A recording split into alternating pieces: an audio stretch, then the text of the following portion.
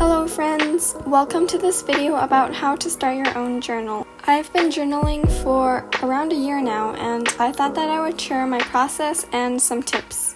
I definitely recommend starting a journal because it's really so therapeutic. It helps me de-stress, focus on my goals, and learn about myself. So yeah, let's get started.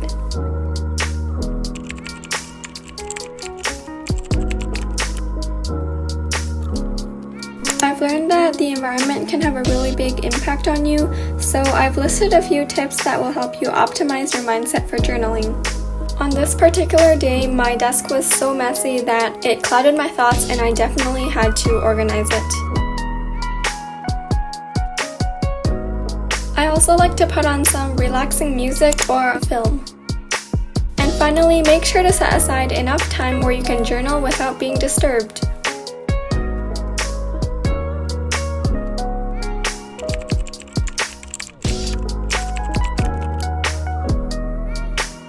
The first big question would be digital or physical. There are definitely pros and cons to both, and I personally actually use a mix between the two depending on what I'm journaling.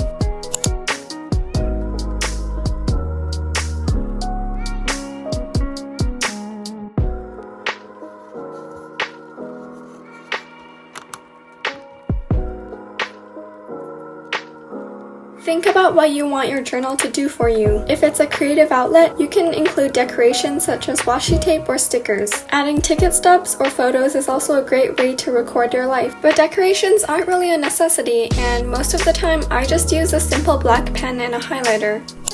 Today I'll be using the black 0.5 gel pen from Muji, and I sometimes use the fountain pen to journal too. The highlighters that I use are the Zebra mild liners, and my journal was gifted from a friend.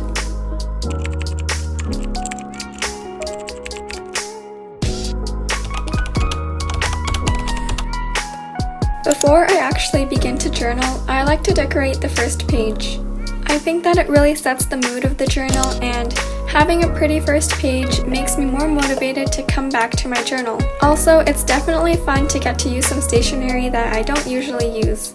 After putting down a sticker, I'm using alphabet stems to write out the name of my journal. This is just another element I add to make the process more personal and fun. Below that, I'm just writing down the start date and leaving room for the end date.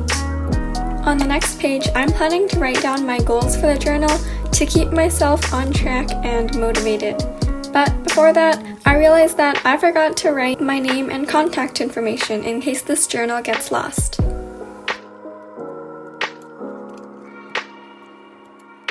Now back to the goals page.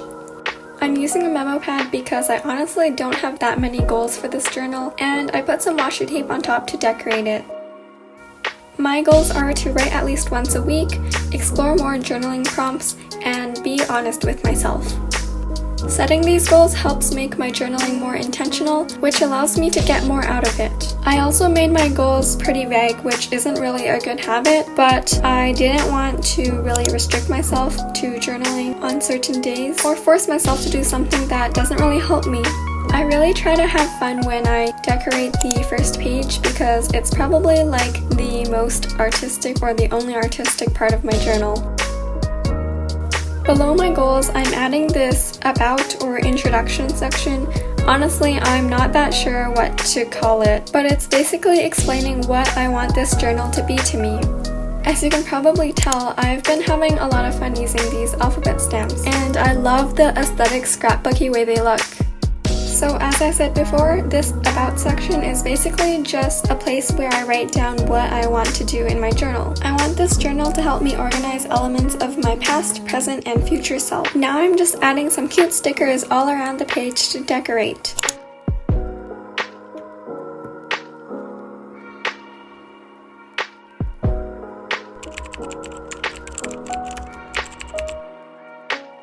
Right now, you may be asking yourself, what should you write in your journal?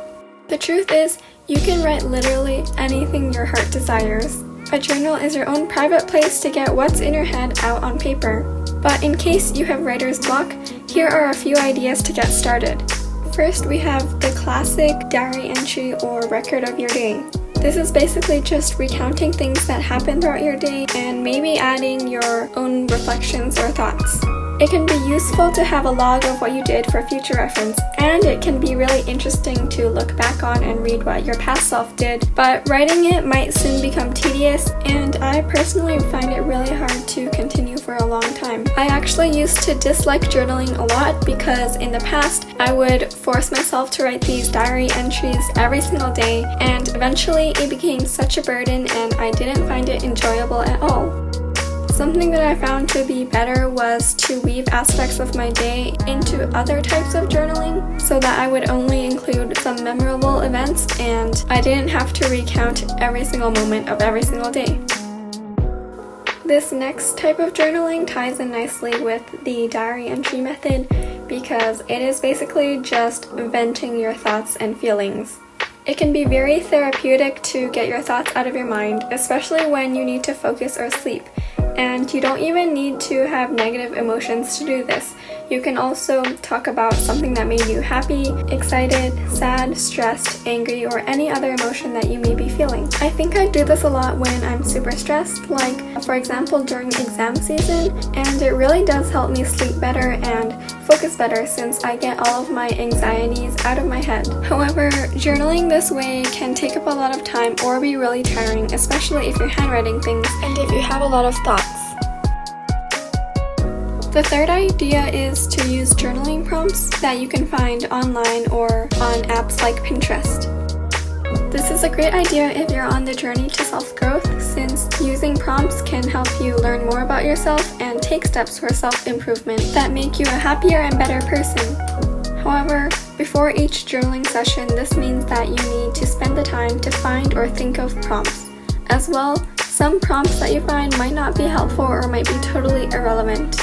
With experience, you can find prompts that are more tailored to your own journey to self-improvement.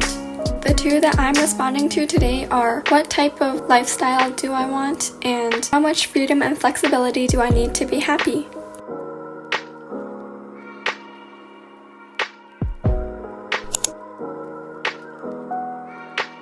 I like to combine the next two together, and they are the law of attraction and gratitude.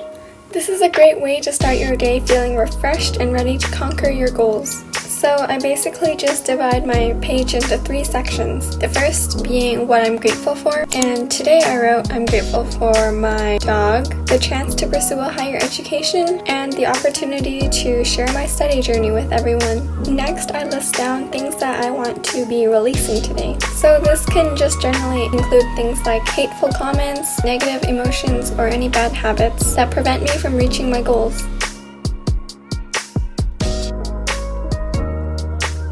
Finally, I will write down some manifestations or affirmations that get me into the right mindset to start my day. Today I wrote, I am confident in myself and my abilities.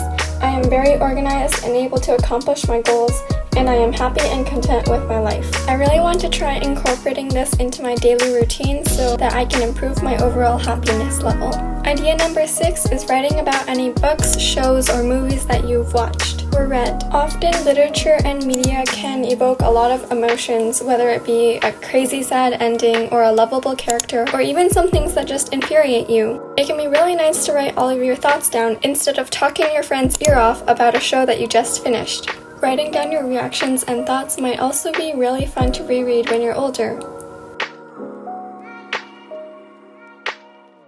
Have you ever come across a quote, fun fact, or idea that made you think, wow, that really changed my mindset? I should probably write it down. A journal is a great place to archive memorable insights or phrases that you want to remember in the future. This can be crazy trivia facts, things that change your perspective on something, or even quotes that sound really pretty. The quote that I wrote down is, "We all have our time machines, don't we? Those that take us back are memories, and those that carry us forward are dreams." H.G. Wells, The Time Machine. And I also wrote down this unique insight about anger that I literally just found on an Instagram text post, but I thought it was really interesting.